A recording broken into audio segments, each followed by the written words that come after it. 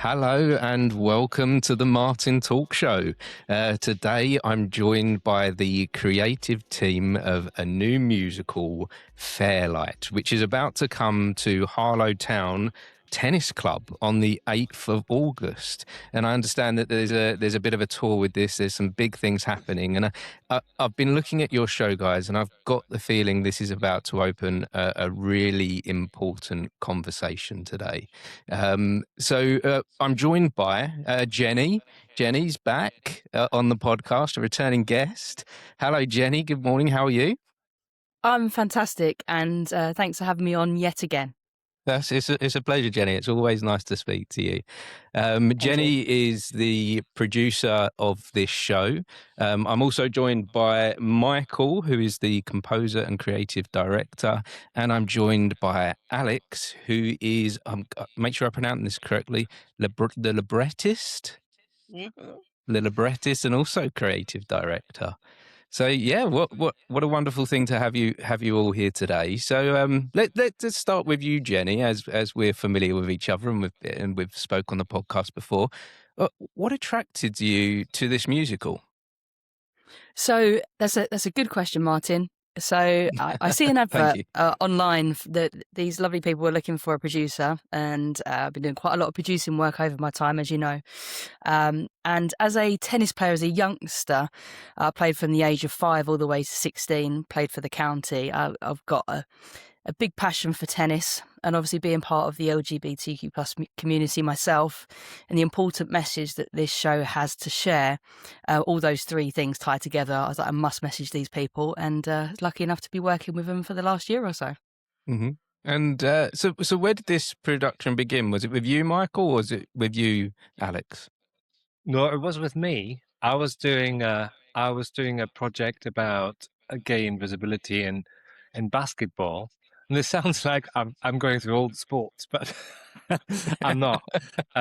It's just I was doing a show for the Commonwealth Games in Birmingham, and one of the producers there said, "Oh, do you know that tennis was invented in Birmingham by two gay men?"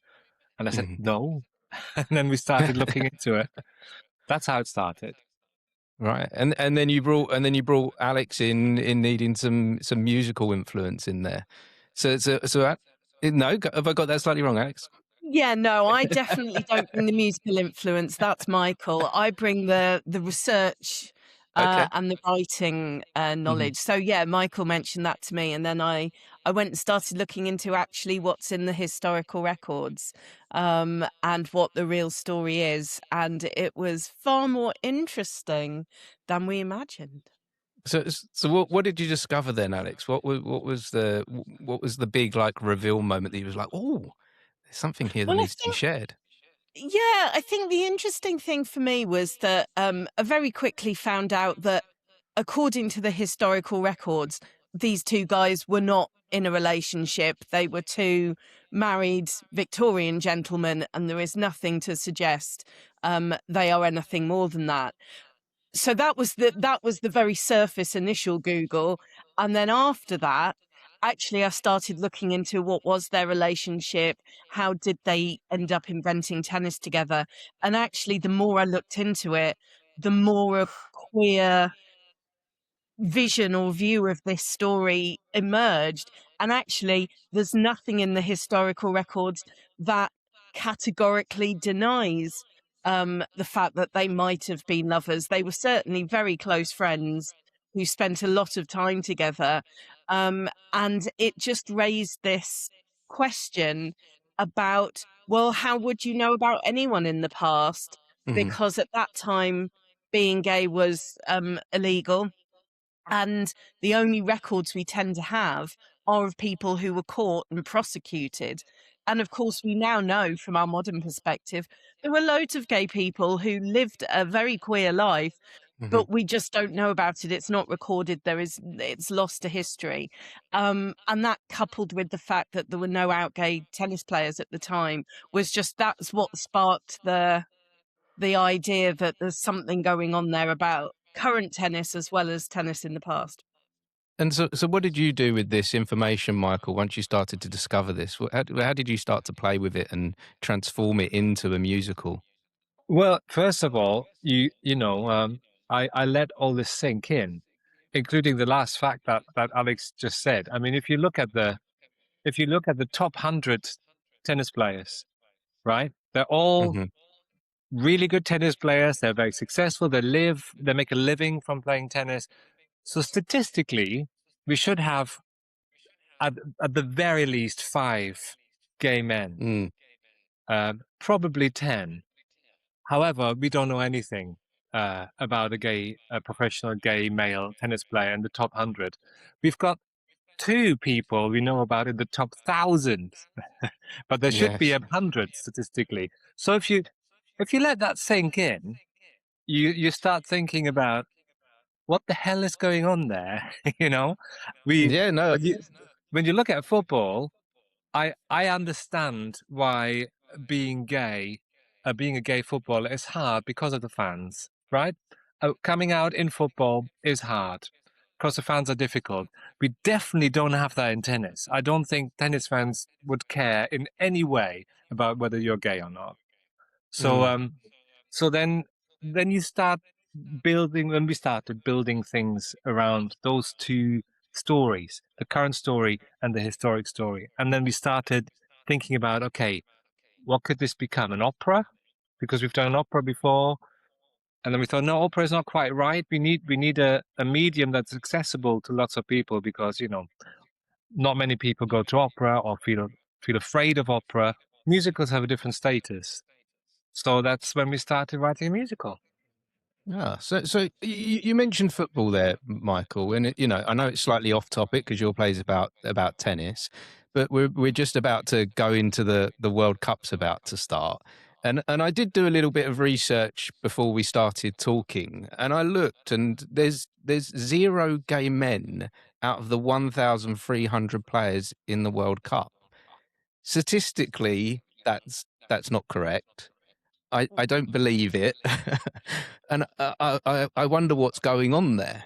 I wonder why we're still in this place where people are fearful to come out. Mm-hmm. And I think doing this through doing Fairlight, we've spoken to a lot of LGBT professionals in tennis who aren't the top 100 players, but who are coaches, campaigners, ex-players. And there are lots of factors there. I mean, the big question is it that they're there, but they're just not talking about their sexuality? Or is it that there's something in the world of sport that is barring them from getting there? And one of our interviewees for Fairlight is a guy called Brian Vahaley, who was a professional tennis player and is now president of the US Tennis Association. And what he was saying was about how difficult it is to become a top level professional.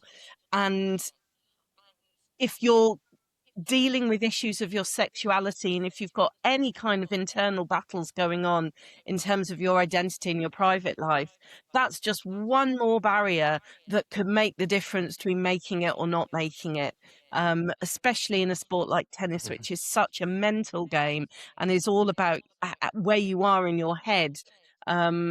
So that's the big question: is are they there but keeping quiet, or are they not there at all because of other barriers?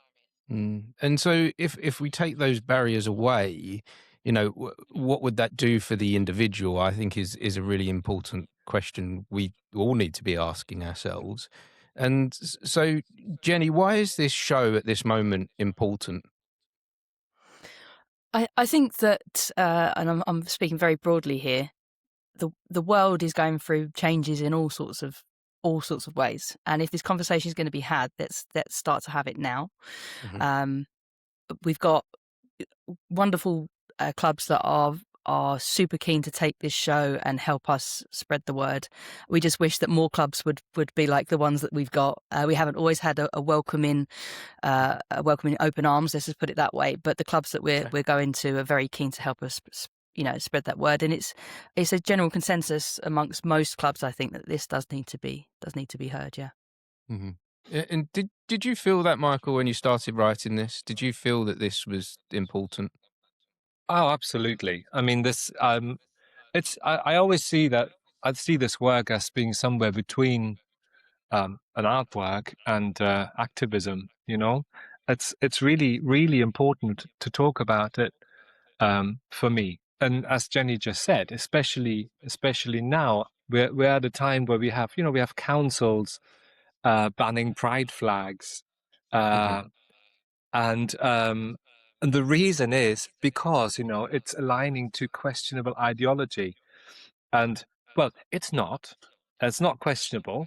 That's what we think, and that's what they think. But the real problem we have is that this subject is being opened again. After decades of fighting and Mm-hmm. establishing, a few people come along and just start questioning it again, and now it's questioned again. Now we have the question on the table again: is it okay to be gay? Is it okay to be trans? That means we've gone back massively. So it's really important that not just our show happened, but that other people keep putting things out there that show that we exist, and we have a Mm-hmm. right to exist how we want to exist as gay, bi, lesbian, trans, whoever, however we want to define ourselves. We have a right to exist. Alex, I wonder what lessons we can take from the past. If there's anything that when you was going through the history that you went, this is why we don't want to go back. This is why reverse is a bad idea. Why we need to move forward in a better way. I think there are a couple of things. I think first of all, there's been a minor reaction to the show in terms of there is nothing in the historical records that says these guys were gay. Why are you imposing this on their history? Why are you trying to tell a story that implies that they're gay? And again, it's a really subtle assumption that A, everything is as it seems, and that B, everyone is straight unless they say otherwise. And that's a really important thing to challenge, because it ties in with an attitude that, again, we've come up against a little bit in doing this show currently, where some clubs are like, we don't have a problem with homophobia, this show is not for us, or we don't need to talk about this. Anyone is welcome at our club. And again, what that's assuming is that everyone who's coming to their club is gay, is straight, or if they're gay, that they're fine with it. And it's what we can do now is show clear allyship and visible allyship, and not just assume that everyone who's gay has got everything they want and everything's fine. So things like, really simple things like putting up a rainbow pride flag in your clubhouse signals to those members who may not be open about their sexuality that it's okay to be themselves, and that the club is okay with that, and not just tolerating it, but celebrating it. And that goes for all forms of identity. But as we've said, particularly at the moment, when LGBT plus identities are under attack again, active, open, championing of people's identities is just so important, rather than just going, oh, well, you can get married, what's the problem? We're not openly homophobic. And it's like, that's not enough. So Jenny, why take this show into tennis courts, into their spaces? Why not just keep it within the theatre? What are you trying to achieve by taking it directly to people that are interested in the sport? Very good question, and obviously this comes directly from Michael and Alex with their concepts and creation. But it's to bring theatre and bring this message to places where it needs to be heard the most, reaching an audience that wouldn't normally come to see a musical. At the same time, obviously targeting people within the sport and to explain, what's going on, but yet in a wonderful way at the same time. Mm-hmm. Tell me a little bit more about that wonderful way, that the reactions that people are giving when they do engage with this musical. Mike, Anyone? Yeah, anyone. Before I answer that question, can I just add Of to course. Jenny? When we were writing funding applications, I was talking it through with a friend of mine. He said, "Look, it's really easy to get art people onto a tennis court. It's really hard to get sports people into a theatre." And it's true. It's true. Art people go anywhere. You know, they're excited. You tell them, you know, we're performing in a shed in the Arctic. They're coming. You know, the other way around is it's much harder. And that's one of the reasons why we're doing it there. And also because we had a chance to perform the show at Edgbaston Archery Tennis Club, where the story actually happened, where the two guys played. And at Leamington Tennis Club, where they also played. So it's nice to take a story to where it actually happened. Now, the reactions. Well, people tend to be delighted. You know, we have overwhelmingly positive reactions, and we can see it when we're performing. People are engaging a lot.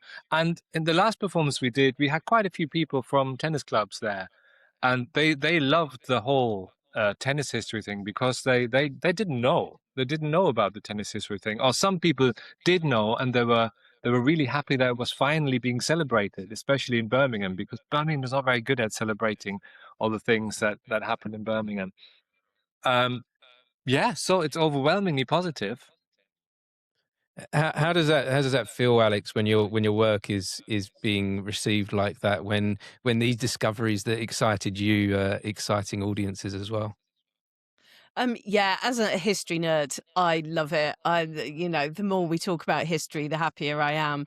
So, I think what really interests me is people's reactions, because we acknowledge in the show, but not straight away, a little way into the show, that we are inventing this romance.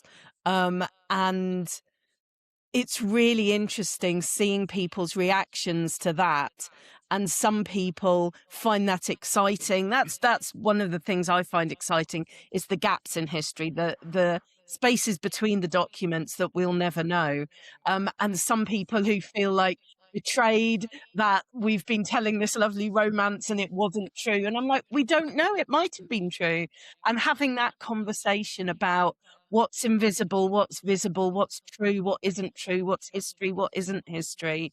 And I find all that interesting. I mean, just for a start, we've massively oversimplified, for the purposes of a musical, the history of the invention of tennis, because that was a massive, messy business with lots of crazy Victorian people inventing sports with balls and rackets and grass and nets in all kinds of formats that eventually settled into what we call tennis today. But it wasn't a simple linear progression.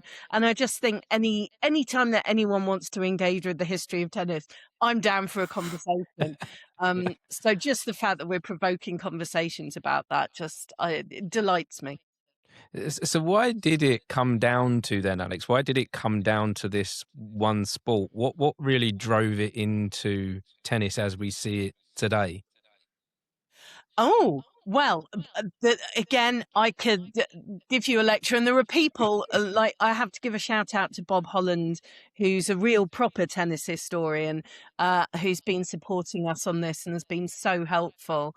But initially, there was people like Al Gurria and Harry, our main characters, who invented their version of the game.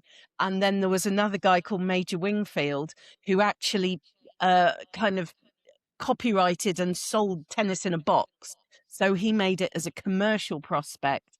And because that was massively successful, initially the rules were more like his.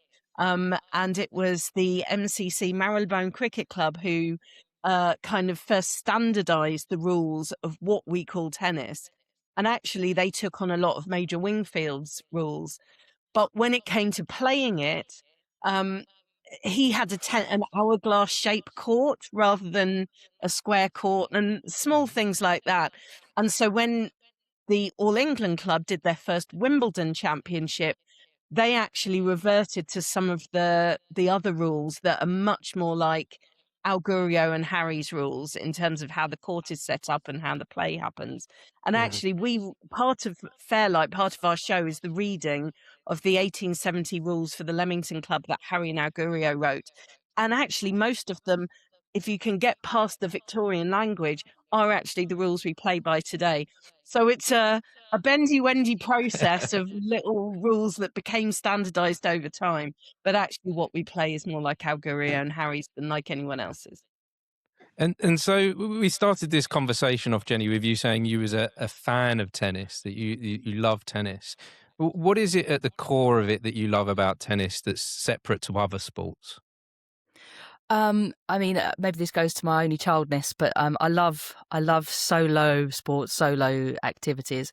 That like Alex was referring to earlier on, the mental side of the game. There's a whole, game behind the game, not just the physical side. It was also in my younger time, it was great for other aspects, building my confidence, meeting people. It was all the above. And I really love the sport. I was very lucky not to have experienced any kind of discrimination for who I am, but I think I was lucky in the crowds that I was with. But always been a fan of watching and playing, and hence why I really wanted to work on Fairlight, which has been a dream. And so, Michael, when you going back to when you was writing this again, I wonder if you had people like Jenny, those fans, those lovers in mind. Did you ever consider the audience? Yeah, God, yeah, I consider the audience all the time. I think it's our job as artists to create experiences, for people. I'm also a massive tennis fan myself, so that it wasn't hard to imagine what it would be like to be a massive tennis fan. That made it much easier. So yeah, it was really important for us to speak plainly, to have some bangers in the show, and we wanted people to leave singing Leamington in their head, which I quite enjoy the thought that people might be doing that and have been doing that a lot. I mean, there were people who came to our first work in progress showing 2 years ago, who I met last week, and they were singing the song at me, which is great. It does do something. So if the songs weren't accessible, nothing would come across. So it's massively important. So tell me a little bit about the future then, Michael. What you hope will come from this show. Where is the show going next? Not just the venues, other tennis courts, but the wider picture. What does that look like? Well, this is it sounds like a really specific subject, tennis. When you talk to somebody about it, we're doing a musical about gay invisibility in tennis, the answer is usually, the response is, "Oh, how niche." It isn't niche. I mean, it is in one way, but then it applies to so many things. You can practically take any contemporary subject and have a look at its invisibility elements attached to it, who is not being shown as part of the story. So I'm pretty sure whatever happens next, this will stay a theme, because it is important beyond this show that we have to keep talking about what is not being told here. It's not just the Hollywood movie version of something. There's a lot of things behind that Hollywood movie strand that has to be told. And so, Jenny, what about you? Where do you see this show going, and how do you see it impacting future generations? It needs to be seen by as many people as possible. I'd love to see that the production be supported by other funders and taken further. There is definitely scope for that. We've done the best we can with what we have, resources that we have, but of course resources limit what you're able to deliver. And it is a very niche, not niche show, but niche pitch in terms of where it goes. It's not something where you would just go to a theatre programmer and say, can we book in this show? And it's an easy, it does require time, effort and finances. So the more support it can get, we've got a GoFundMe page for people to be able to donate to help us do that. Little plug there. Sorry about that. That's great. This is what we're here for. This is what we're here for. We're trying to make something happen. Exactly. It sounds small, but it's huge to us. It would mean we can take the show to another venue. So yeah, if anybody wants to come to the Harlow one and loves it that much, please help. And tell me more about that help then. What does that actually look like? Is it just bums on seats, or is it, for a crowdfunder, is it buying you a coffee? What is needed? What is needed to make this story continue and grow? Michael, do you want to? Well, okay. This is, it's not a money-making thing. It's important to say we're not getting rich performing this show. We are in discussions with a theatre in Germany to take it to the Euro Games in 28, which is a big LGBT sports festival. Which is nice, but that's not really what we're aiming at. That would be a celebratory thing, and that's great. But it's what's important, as Jenny said, it's that people at clubs see it. People who go to tennis clubs, swimming clubs, hiking clubs, whatever clubs, become aware that there might be an issue here. So if I don't know, Rotherham Tennis Club, I don't know if that exists, comes and sees and said, "Oh yeah, it would be great to have it at our place." That's the sign of success for us, to show that small clubs, to show it at, first we designed the show initially to have it shown at all big tennis tournaments in the UK during the summer season, and one by one they dropped off, and we replaced them with smaller tennis clubs. The only tennis club that has stayed there is Nottingham Tennis Club, who do a big tournament in the summer. We're not performing during the tournament, but close to it. So if we can't show it there, that would be also great, to do another tour of all the big tennis tournaments in the UK, but that's unlikely to happen. We're also happy. We're allowed to dream, though, aren't we, Michael? We're allowed to dream. We are allowed to dream. I mean, we are going to Wimbledon. Yes. We're going to Wimbledon, not right into Wimbledon, into the All England Club, but just outside at Wimbledon Park, where people queue, to get in. So we're showing the show there. Perfect. So here's a big question then. We're talking a lot about the future. Alex, you mentioned about how the game has changed in these stages. It's had these little moments where it's formed into how we see it today. And I wonder if a future generation came in and they looked at the game and they saw your play as a chapter within those changes. How do you hope it actually changes the game? I hope that one day in the future, and in fact, in the show, as I say, we've got these interviews, and one of them is Nick McCarville, who's a high-profile tennis journalist. And what he says is, wouldn't it be great if one day the men's singles champion at Wimbledon climbs up into the box and kisses his boyfriend? That's kind of the dream, and that it's not a big deal. And that that's possible and that would take acceptability and inclusiveness right from the grassroots level. For that man to achieve that, it has to be not a barrier at any level, all through their tennis playing career and coaching and training and tournaments. So it's a big ask. But that's something I would love to see. Yeah, I think that vision is something that's bigger than the game, isn't it? That's a future humanitarian vision where we're just simply free to be who we are. Oh, can I add to that, please? Of course. Um, the other thing that we have found out from talking to professionals is, well, it is a gladiatorial sport. So admitting any kind of weakness is a problem. So and that's where for me the big problem lies in the contemporary game, not just in tennis but in all sports. That being a heterosexual man means strong, Mm. being a gay man means weak. What is that about? Just because there's an idea of femininity about the gay man, does that make it weak? Does that mean that women are weak?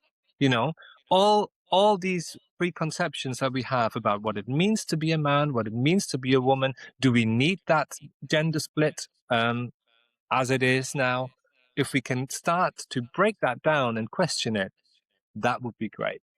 Mm. And Jenny, I want to go to your dancing, your hip hop pop with, you have a wide community to there that you look after. I wonder if someone within your community said that to you, if someone said to you, I'm not strong enough because of my sexuality, because of the way that I am, what would you say to them?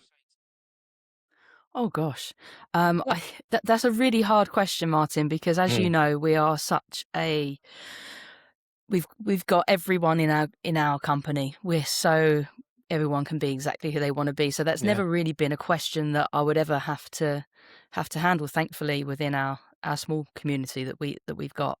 But like I say, hip hop pop is exactly what we're trying to achieve with Fairlight, creating spaces where everyone is welcome, everyone can be themselves, and the more of us, small communities that do that, it makes larger communities, and that's what I would like to say / see everywhere. If we all do our own piece, it all makes the bigger picture better. So what I'm seeing there is that it starts with welcoming. It starts by just opening the door and embracing, and that's Exactly. what takes us to that next step. That's what. Exactly. It's any little thing. I mean, just going back to the dance company, like we do have a uniform, but we also don't on purpose so that people can dress the way they want to dress and the way they want to express themselves. If they want to wear the logo, they can, but we want people to be individuals. And it's just all those small things like Alex was saying, displaying a flag is key. We take part in all the Pride events as a dance company just to make sure that we're, just showing our support. It's just all the little steps add up. Yeah. Mm. Wow. Well, this has been a really important and impactful conversation. I'm really looking forward to seeing your show when it comes to Harlow. So what else is on the tour? Where else are you going then, Jenny? Where else are we due to see it? Yeah, so the next stop is Wimbledon Park, which is very exciting. Like Michael said, it literally is next to the All England Club. It should be very busy. There should be a lot of people there. We're really excited about that. It's going to Wimbledon Park. Then it's going to Leamington, which is a big part of tennis history. And then on to Nottingham Tennis Centre over there in Nottingham. And then we're on to Hove Park down south. And then we're coming to Harlow, which I'm very much looking forward to, being a home ground. To your hometown. Yep, exactly. And just a shout out to Harlow Tennis Club. They've been incredible, in helping us get this together, and hoping we'll have a big crowd for that one, being some of us being local. There's a couple of other people in the show that are from Stortford, so it'd be nice to have some local people come along as well. And then we're off to Crawley Pride to finish off the run, to do some of the songs from the show as well. And so if anyone's been watching or listening to this conversation and they want the show to come to them, what do they need to do? How do they need to engage with you? They can reach out on our Instagram, Facebook, website. All of our contact details are on there. You speak to any one of us and we would very much welcome that conversation. Wonderful. Well, thank you all so much for sharing today. I do have one final question for you all individually. This is now, I don't think, Jenny, you've had this question before, because I've discovered recently there's a question that I ask everyone, that everyone can ask to answer in their own unique way. And I feel like you guys are doing this already within the production that you're doing. But I'm going to go around you individually, and we'll start with Alex. So, Alex, how would you make this a better world?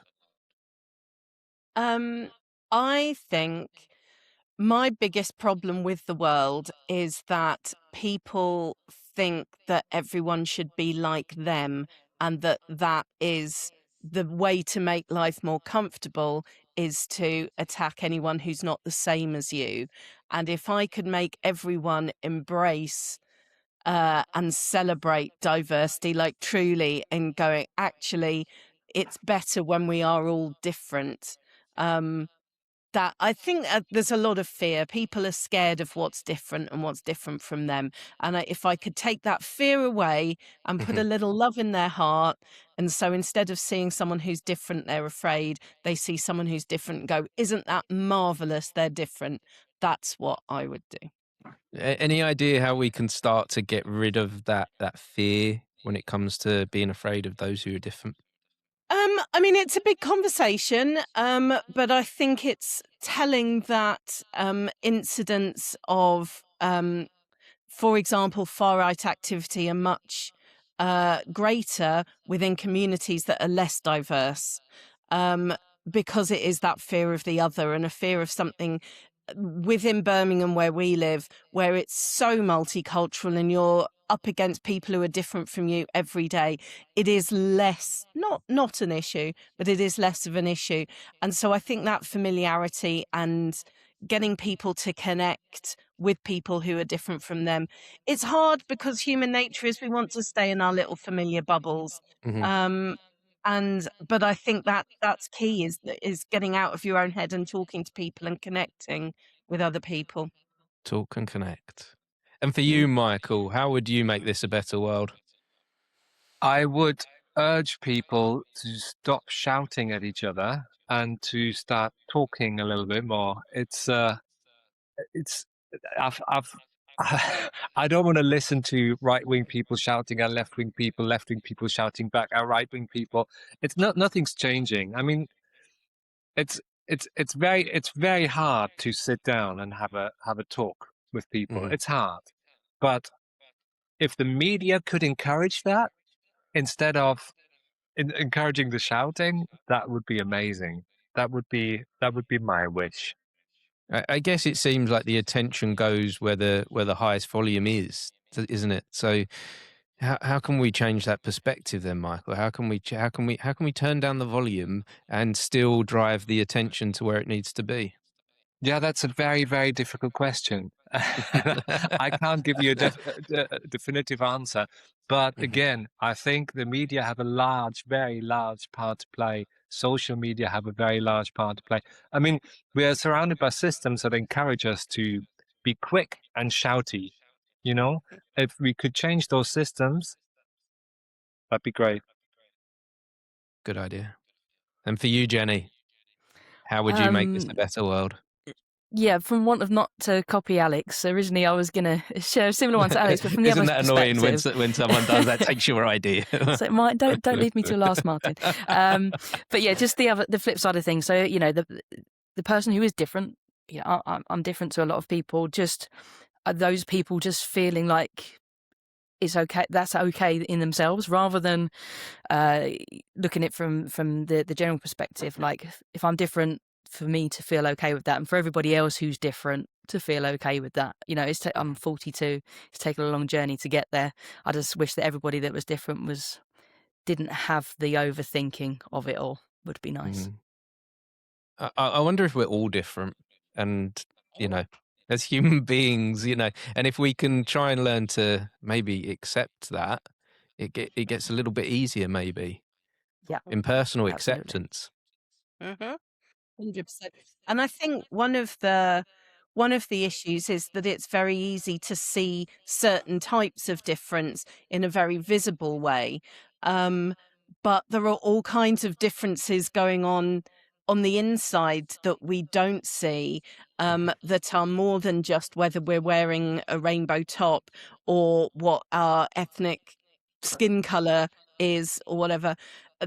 Age as well. There are all kinds of things that we see on the outside. And if we can start seeing past those, then it's a progress to start seeing more of the other things like mental health challenges and neurodiversity that don't necessarily represent externally, but we get so focused on what people look like, and that we get stuck there and don't start to appreciate that just because someone looks like you, that they're not the same as you either.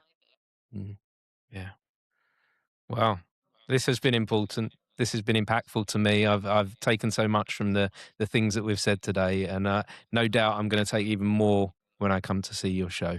So thank you all once more for sharing today. And if anyone has been watching or listening to this conversation, we appreciate you for joining us. Thank you. Thank you. Bye-bye. Thank you. Thanks, Thank you. Martin.